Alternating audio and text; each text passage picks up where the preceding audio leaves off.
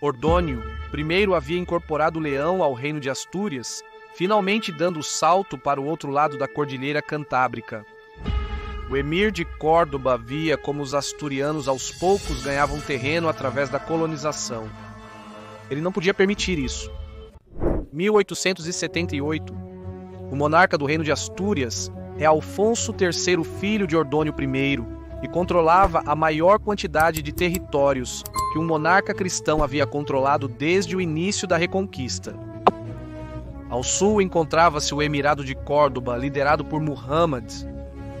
E por agora, esse é o contexto que precisamos para o capítulo de hoje. Já existe o Condado de Castela, mas o protagonismo neste caso é de Afonso III. E é que Muhammad havia planejado uma invasão sem precedentes contra o reino de Astúrias. Lembram-se que os emires costumavam lançar 2 ataques simultâneos, pois Muhammad lançará 3 em uma espécie de tridente. O principal exército sarraceno era liderado por Al-Mundir, seu filho, e sua missão era atacar as terras no Vale do Ebro e de lá marchar para o oeste em direção a Leão e Astorga. O braço central da ofensiva moura se encarregaria de subir para o norte, e sua única missão era convergir com o exército de Al-Mundir em Leão para apoiar seu cerco. E por que não ir diretamente com eles nesse movimento envolvente? Pois porque acabara de começar a primavera e esses homens deveriam colher as safras antes que se estragassem. O braço do oeste era liderado por Malik e seu objetivo era saquear todo o território, desde a fronteira até Coimbra, tomar a cidade e posteriormente marchar para o leste em direção a Leão para se reunir com os outros 2 exércitos. Com tudo pronto, foi dado o tiro de partida e os exércitos dos flancos marcharam para seus respectivos destinos. Malik lançou-se sobre o Vale do Ebro e começou a incendiar todas as colheitas que não podiam levar consigo, bem como sacrificar todo o gado que encontravam. Pelo oeste, a invasão marchava à perfeição. Todos os campos estavam também sendo saqueados e as aldeias reduzidas a cinzas, sempre marchando para o norte, sempre com o objetivo de conquistar Coimbra. Neste momento, foi posta em marcha o corpo central da ofensiva. Vamos agora para a corte de Afonso III e coloquemo-nos em sua pele. Os muçulmanos nos atacam com 3 exércitos diferentes de 3 direções diferentes. O que fazemos? Não podemos dividir nosso exército, pois seríamos esmagados por cada corpo inimigo. Então temos que concentrar as forças e acabar com os invasores um a um. O ataque pelo oeste não importava muito, pois Afonso III estava seguro de que o conde Hermenegildo poderia defender Coimbra tempo suficiente. Então, restavam o exército do leste e do centro. O que ele tinha claro é que deveria derrotá-los antes que convergissem em Leão ou a cidade certamente cairia. Finalmente decidiu atacar o exército central. Por quê? Porque era menos numeroso e não esperariam nenhum ataque, pois ainda não tiveram tempo de atacar os cristãos. Estava decidido. Sem perder tempo e à frente de seus homens, partiu rumo ao sul, em direção à confluência dos rios Órbigo e Esla. O mapa da batalha é o que vocês estão vendo na tela. Este é o rio Esla, o mais caudaloso dos 3. Este aqui é o rio Órbigo. E este último é o Tera. Entre os 2 afluentes há uma grande floresta com vegetação alta, ideal para esconder um exército. Vocês veem a calçada? Esta cruza o rio Esla por esta ponte e posteriormente cruza o Lórvigo por esta outra. Já tem uma ideia de onde a batalha vai acontecer? Afonso III escondeu suas tropas na floresta agachadas, atentas ao sinal de ataque, para se lançarem sobre uma coluna inimiga que não esperava resistência e também não tinha um guia de exploradores, por isso seria alheia à ameaça que espreitava. As tropas muçulmanas então entraram em cena percorrendo a estrada.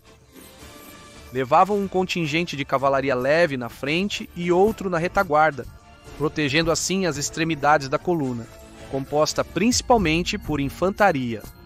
O comboio de bagagem também ia na retaguarda, escoltado por infantaria e cavalaria. a coluna moura começou a cruzar a primeira ponte. Afonso III preparou um contingente de tropas de choque em cada flanco do seu exército. A missão deles era simples: atacar as pontes e tomar posse delas. Se conseguissem cumprir a sua missão, impediriam que os omíadas pudessem escapar da batalha. A coluna mora continuava marchando. E então chegou o momento. Os asturianos lançaram seu grito de batalha e os flancos partiram para o ataque. Primeiro atacaram as extremidades para aproveitar ao máximo o efeito surpresa. Atiraram lanças sobre o inimigo, desembainharam suas armas e partiram para o combate corpo a corpo. Claro, os muçulmanos das pontes, por não esperarem este ataque, foram destroçados. Então, antes que o corpo central pudesse acudir em ajuda das extremidades, o grosso asturiano atacou. A vantagem estava do lado asturiano, já que os números muçulmanos não importavam, pois haviam ficado divididos em 3 seções. Os peões cristãos investiram contra os sarracenos e logo se envolveram em uma luta sangrenta. As tropas das pontes formaram 2 muros de escudos cada uma, olhando para a própria ponte e o outro olhando para o interior, em direção ao corpo central do exército muçulmano. O general cordobês, ao perceber o que estava acontecendo, ordenou a vanguarda e a retaguarda que avançassem pela ponte, mas então Afonso III ordenou aos arqueiros asturianos, que haviam se mantido escondidos na floresta, que saíssem e alvejassem todos os infiéis que tentassem cruzar a ponte. Assim o fizeram. As cargas mouras ficavam presas lutando contra os muros de escudos asturianos e as que estavam na própria ponte estavam indefesas e amontoadas. Por isso, os arqueiros podiam dizimá-los à vontade. Enquanto isso, o combate principal estava se inclinando a favor da cristandade. As tropas sarracenas recuavam lentamente. Provavelmente, alheios ao que acontecia nas pontes, mantinham a esperança de que a qualquer momento o resto da coluna viria em seu auxílio e esmagaria os cristãos. Mas isso não iria acontecer. O general muçulmano, percebendo as enormes perdas que estavam sofrendo ao tentar tomar as pontes para resgatar o corpo principal, e vendo que não estavam conseguindo nada, deu uma ordem muito dura: retirada. A vanguarda e a retaguarda da coluna deram meia volta e se retiraram, abandonando atrás o trem de bagagem e o mais importante, abandonando o grosso do exército à sua sorte. Afonso III ordenou que metade das tropas das pontes apoiassem a luta, enquanto mantinha os muros de escudos que protegiam as travessias, caso os muçulmanos tentassem novamente salvar seus companheiros. E é que os sarracenos continuavam recuando, mas chegou um ponto em que já não podiam recuar mais, pois às suas costas estava o rio Esla. Estavam encurralados, presos. Afonso III provavelmente enviou sua cavalaria para o outro lado do rio, usando a ponte que havia capturado. Os omíadas começaram a ser empurrados para o rio Iguil pelo peso de suas armas e armaduras. Muitos dos que caíam em suas águas nunca mais viam o sol. Outros, conscientes de que a batalha estava perdida, despiram-se como puderam de suas armaduras e tentaram atravessar a nado até a outra margem. Conforme as tropas sarracenas que lutavam diminuíam em número, os cristãos ganhavam terreno com maior rapidez, e tudo o que acabei de contar se acelerava. Mais muçulmanos se afogavam no rio, mais tentavam atravessar a nado e, claro, muitos outros morriam por causa das armas cristãs. Quando os que nadavam chegaram à outra margem, perceberam com verdadeiro pavor que, ao sair, não os aguardava a liberdade, mas os aços da cavalaria asturiana. Esta começou uma caçada contra os omíadas que tentavam escapar. Pouco depois, o último dos muçulmanos que lutava foi executado e a batalha chegou ao fim. Conta a crônica cristã que nessa batalha morreram 13.000 infiéis. Agora, tome esse número com cuidado, pois certamente seriam menos, já que era comum inflar os números de inimigos mortos. No entanto, a vitória foi esmagadora e o número de inimigos mortos foi muito grande. Vamos ao mapa da campanha. O exército central foi destruído Então só restam dois, o do oeste, do qual nada se sabe, e o do leste, que já avança a caminho de Leão.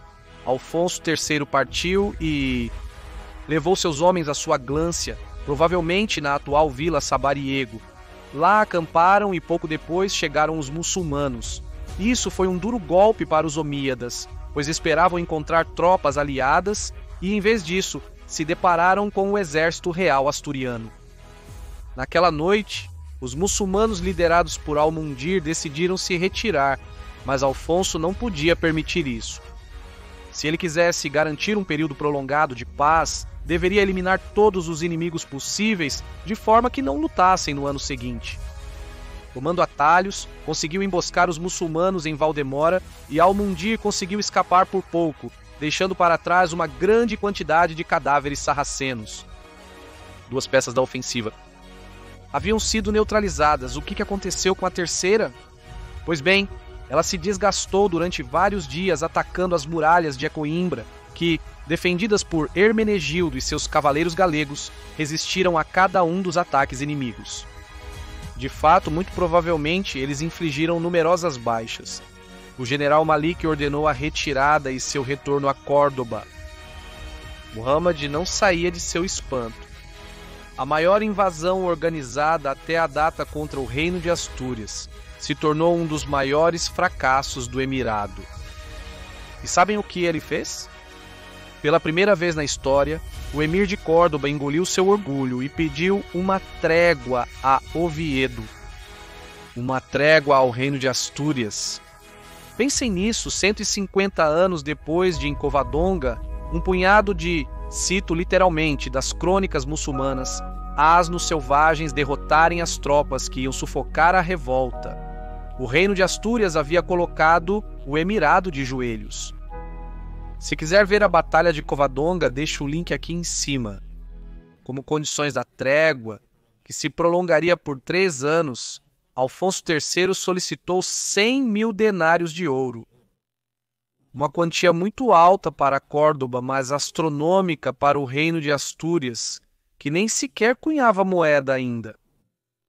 Imaginem o que Alfonso III poderá fazer com todo esse dinheiro. Mas isso deixamos para outro capítulo. Um cumprimento, força e honra